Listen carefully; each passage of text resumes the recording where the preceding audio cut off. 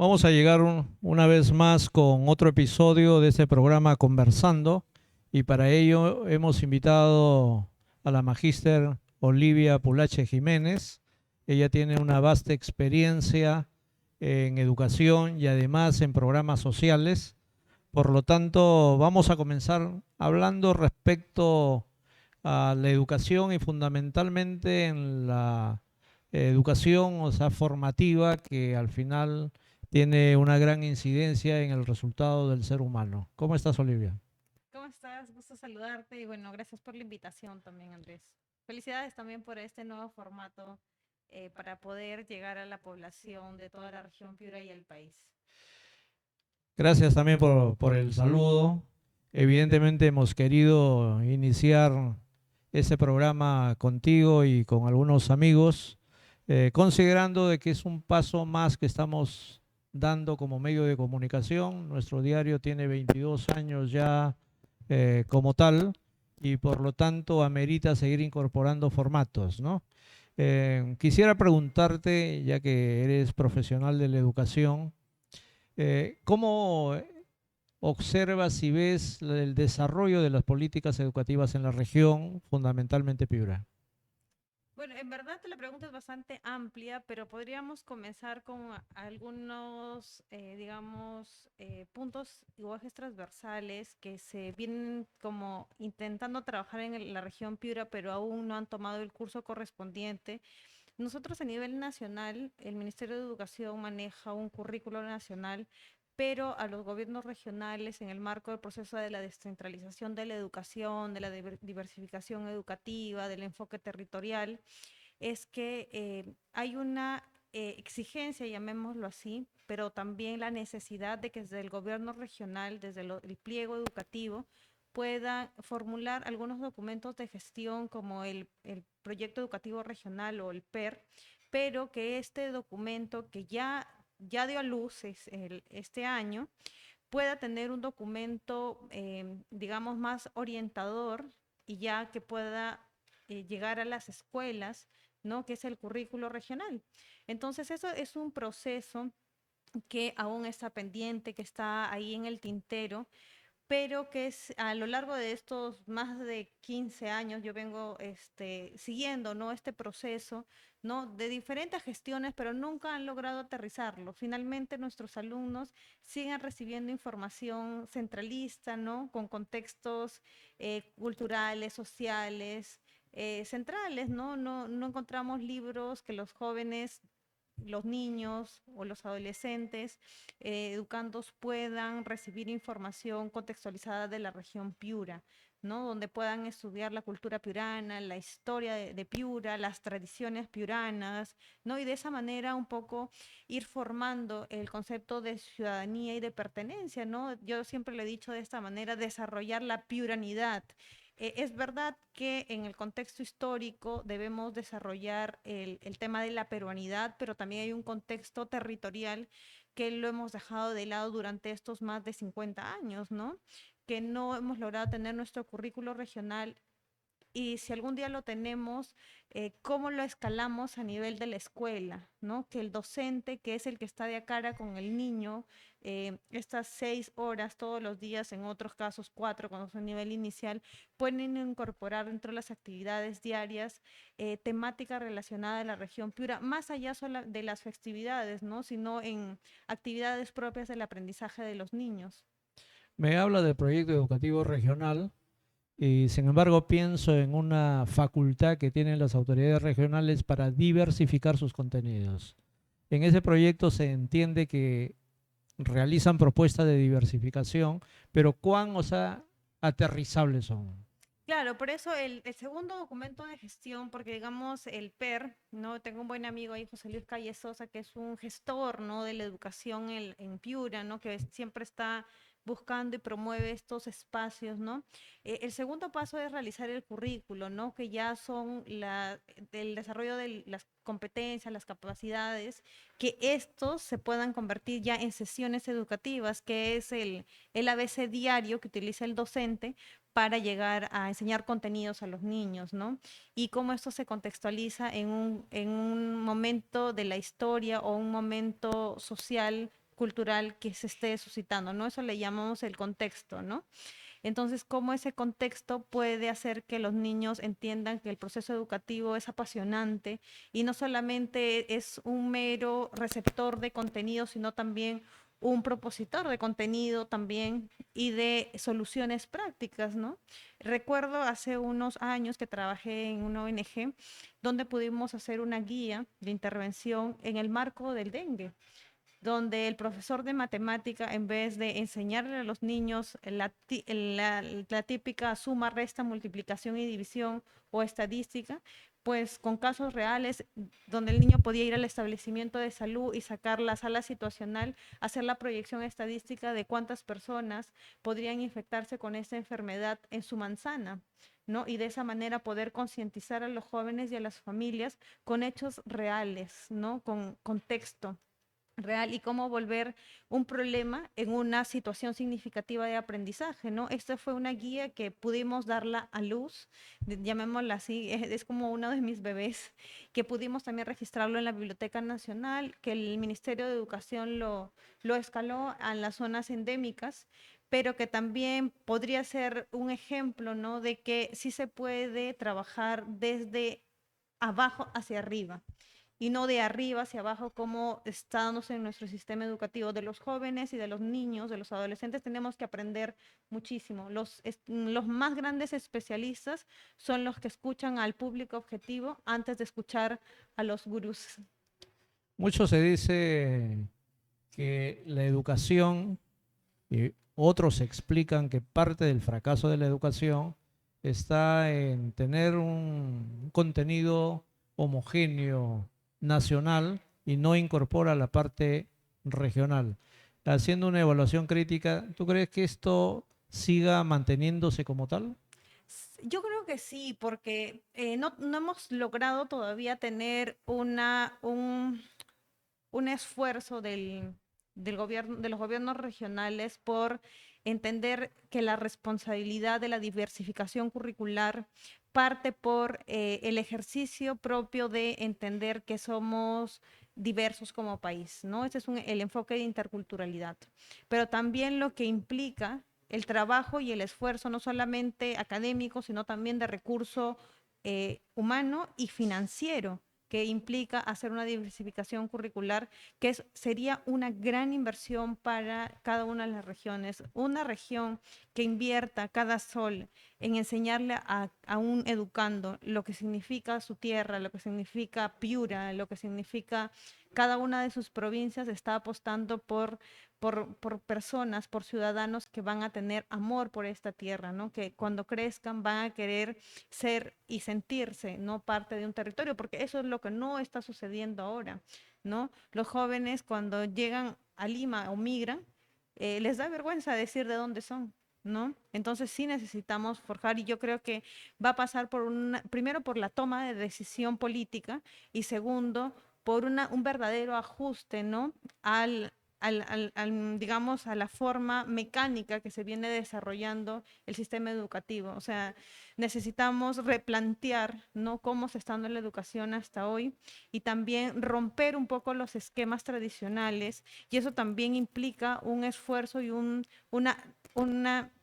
un nuevo proceso de aprendizaje, no solamente del mismo Ministerio de Educación, sino de los docentes, de los padres de familia, ¿no?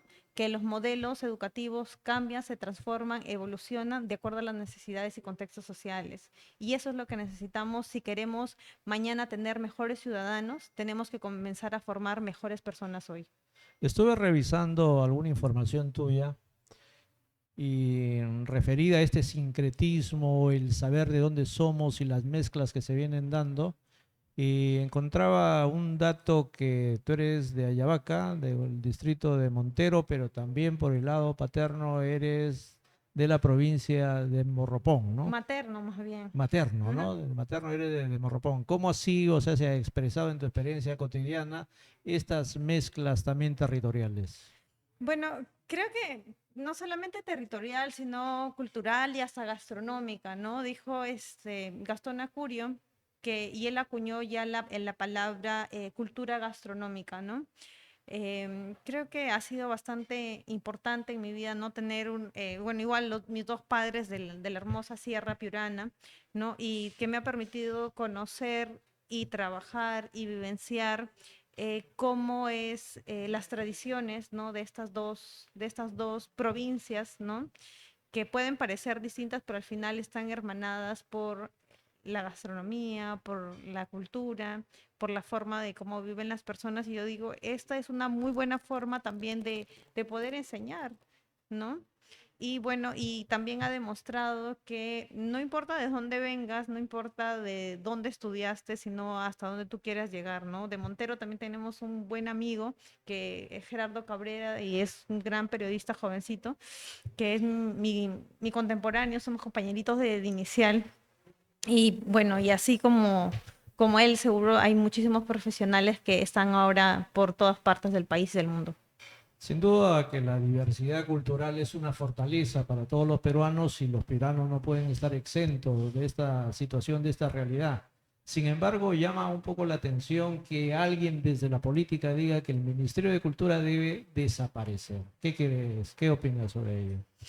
Mira, yo creo que el esfuerzo por tener un Ministerio de Cultura en nuestro país es bastante importante, ¿no? Porque ha permitido que se ponga en puesta en valor algunos temas inmateriales que no deberían perderse, como por ejemplo el reconocer a la cumanana piurana, ¿no? Como parte del patrimonio inmaterial, ¿no? Que es parte de la forma de comunicación más antigua, ¿no? De Morropón, ¿no? De donde también son mis ancestros y mis genes, ¿no? Y que también es una forma de educar, ¿no? He visto cómo en Morropón está muy arraigado, especialmente en las escuelas, a través del aprendizaje del día a día, no perder esta forma tan bonita, ¿no? De desarrollar el lenguaje. Entonces, creo que sería desacertado. Lo que creo que es importante es más bien seguir invirtiendo en proyectos y programas desde el Ministerio de Cultura, pero hermanados con otros ministerios, ¿no? Que permitan tener una articulación real en el territorio y que puedan tener algunos aspectos más tangibles, ¿no? Como por ejemplo la refacción y reparación de monumentos históricos, ¿no? Para ello se requiere un presupuesto y también personas idóneas, ¿no? Que puedan asumir el cargo para que puedan entender la profundidad que requiere el respetar y el preservar nuestro patrimonio cultural, no tanto el material como el inmaterial, ¿no? Porque esto es nuestro ADN, esta es la huella del Perú. Entre el patrimonio material e inmaterial, ¿qué aspectos distinguen a la piuranidad? ¿Qué aspectos son significativos de tal manera que se reúnan varios con la diversidad del caso, pero existen elementos que los unen, que los identifican?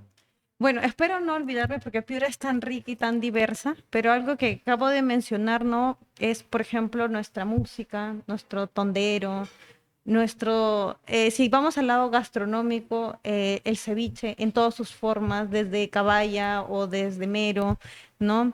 Desde cualquier tipo de pescado, ¿no? Que pueda ser en sechura, que pueda hacerse en la sierra, ¿no? De la caballa seca con sal. Entonces, mira, si hablamos del tema gastronómico, tenemos un plato que podría decirse, pero también tenemos las tortillas con queso, que es como que súper típico y tradicional en la Sierra Piurana y que une y hermana, ¿no? Que no solamente es una forma de alimentación diaria y común de la población de la sierra, sino que hoy llega a las mesas piuranas y lo puedes encontrar en algún restaurante donde venden un buen cafecito, pero también que representa la forma de alimentar al poblador que hace la tradicional minga, ¿no? Entonces, hay contextos históricos, culturales, sociales, ¿no?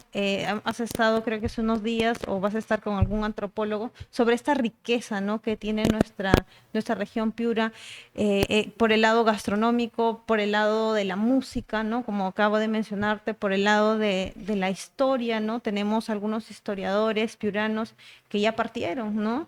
Y que han dejado un legado, pero también tenemos algunos escritores jóvenes piuranos que están tratando de salir no ahogados en este sistema tan precario, ¿no? De la formación de la cultura en nuestra región.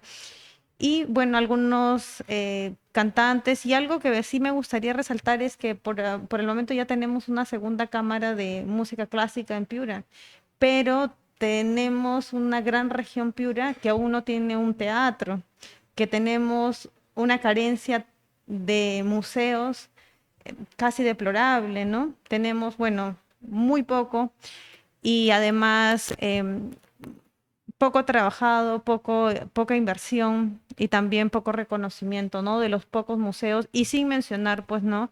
La poquísima inversión que hay el museo de sitio que tenemos, pues, en Nariguala.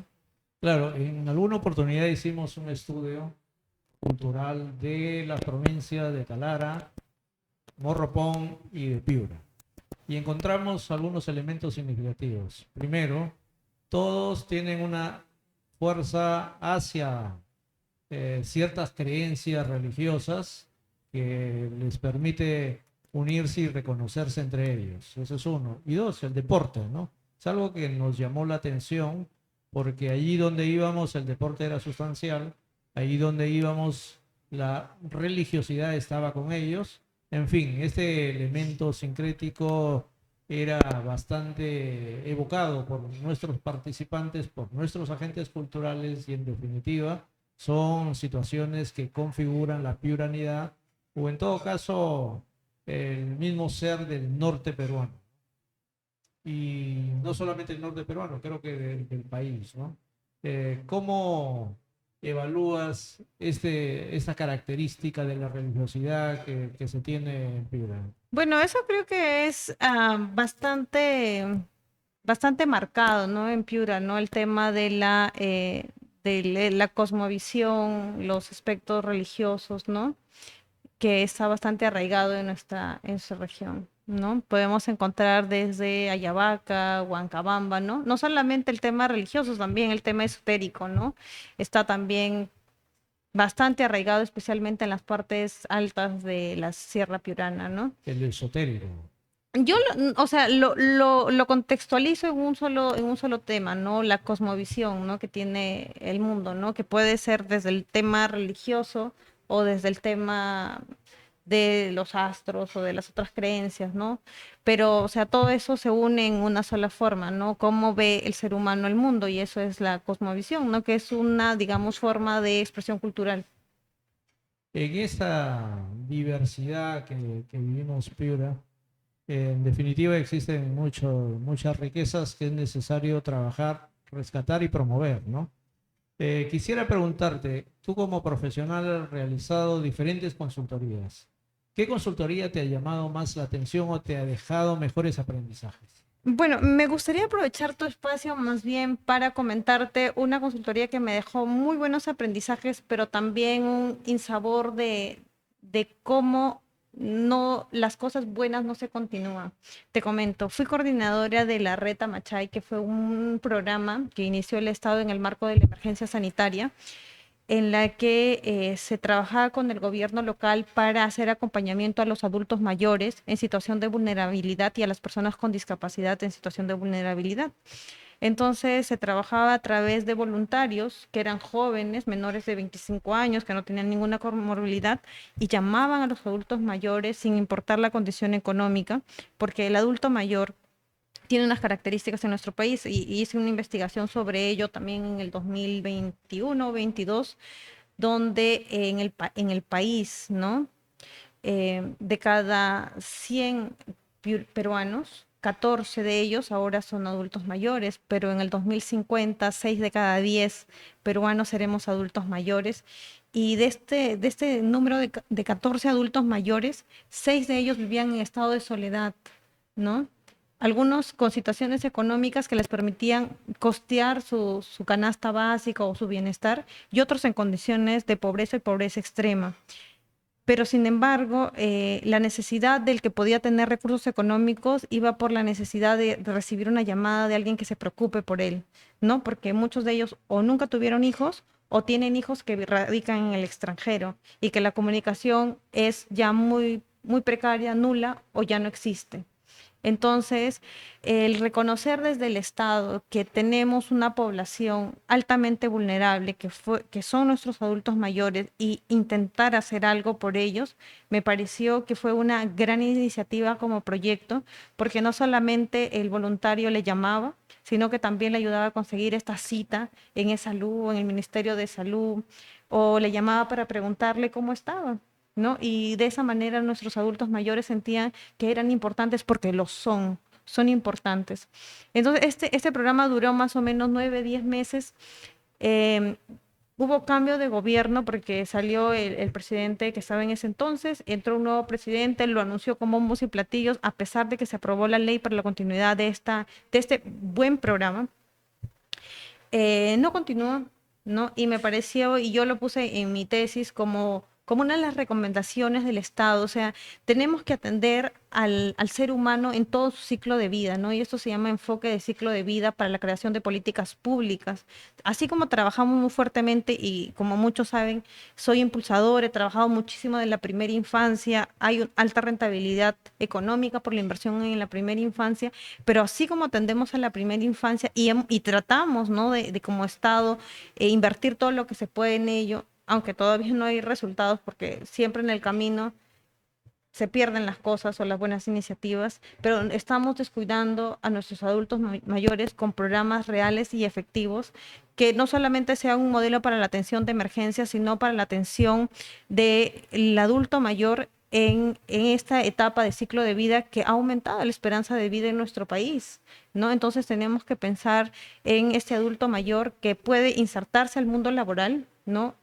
A través de iniciativas de la empresa privada y cómo ellos pueden seguir siendo atendidos a través del sistema de salud y del sistema pensionario, ¿no? Entonces, todos vamos a llegar a ser adultos mayores y así como va nuestro país, vamos a ser más los adultos mayores que las personas jóvenes. Entonces, tenemos que pensar en políticas, proyectos y programas a largo plazo y que permitan la atención integral del adulto mayor. La relación está que se invierte. Conforme pasen los años, los adultos mayores van a ser un mayor porcentaje y los jóvenes un menor porcentaje, ¿no? Pero también pasa por un tema de sensibilidad y de criterio, ¿no? Porque para algunos funcionarios o para algunos economistas, dice, el adulto mayor ya no produce, y yo diría al contrario, no son los que siguen produciendo. Mira, en el estudio que yo tuve, de estos 100, de estos 14 de cada 100, no, 6 vivían en estado de soledad y aún 5 de ellos tenían a cargo familia. Es decir, tenían a cargo la crianza de hijos o de nietos. Entonces, este dato me parece sumamente interesante y entender que nuestros adultos mayores siguen produciendo al Producto Bruto Interno. Son personas que aún se encuentran en actividad y que están haciendo patria y que están sacando adelante a sus familias y que tenemos que voltear como autoridad de los que están en el ejercicio de autoridad y trabajar sinceramente por nuestros adultos mayores. Porque vemos, nadie en el Perú cuando tiene 60 años es viejo. Entonces, se tiene que pensar en reformas de políticas de gobierno y de empleabilidad para las personas mayores de 60 años con condiciones dignas, ¿no? Para que puedan seguir aportando a sus familias y a la patria. En esa dinámica se manifestaba de que se iba a modificar el límite para la jubilación, ya no a los 70, sino a los 75 años. ¿Qué opinas? Bueno, ahí yo discreparía y también tendría algunas premisas que hacer, ¿no? Nuestro sistema formal, ¿no? Está, especialmente del Estado, está bastante obsoleto, no necesita una oxigenación de funcionarios. Y si solamente la ley está encasillada a aumentar los años de nuestros funcionarios públicos, pues no va a haber un cambio real. Yo me refiero al trabajo que hace casi el 80% de los peruanos, que es ese gran bolsón que mueve la economía de nuestro país, una economía típica, nunca vista en otros países, que se mueve por la persona que trabaja en la informalidad, que aún no ha logrado el gobierno poder hacer que se formalice porque no hay condiciones para la formalización, que puedan, digamos, nivelar la cancha o hacer que puedan llevar el pan que necesitan a su casa. Entonces me refiero a esas intervenciones desde el gobierno, pero pensados en el ciudadano de a pie, ¿no? Que ahí también están incluidos nuestros adultos mayores que siguen hoy produciendo para su familia y para el país. Muy bien, Olivia. Ha sido un gusto tenerte el día de hoy con nosotros y seguramente que habrá la oportunidad para seguir conversando sobre temas, o sea, diversos. Te conocemos y sabemos de tus capacidades. Y una pregunta tangencial. ¿Aún te anima la política? Esa es una pregunta que me la están repitiendo muchas veces y te la agradezco. Mira, si hoy fueran las elecciones, hoy estamos 5 de febrero del 2024. Hoy 5 te diría, hoy no, porque tengo y estoy trabajando en la formación de un ciudadano que es mi hijo, ¿no? Pero mañana 6 las cosas pueden cambiar, ¿no? O el próximo año podrían cambiar. Nunca he descartado las posibilidades o las oportunidades que se me dan en la vida, pero hoy estoy abocada en la formación de un ciudadano que va a ser un ciudadano de bien, porque nada más importante en la vida que invertir nuestro tiempo, nuestros recursos, nuestra juventud en la vida de nuestros hijos. Qué bien, Olivia. Gracias. Muchas Hasta gracias. una próxima oportunidad.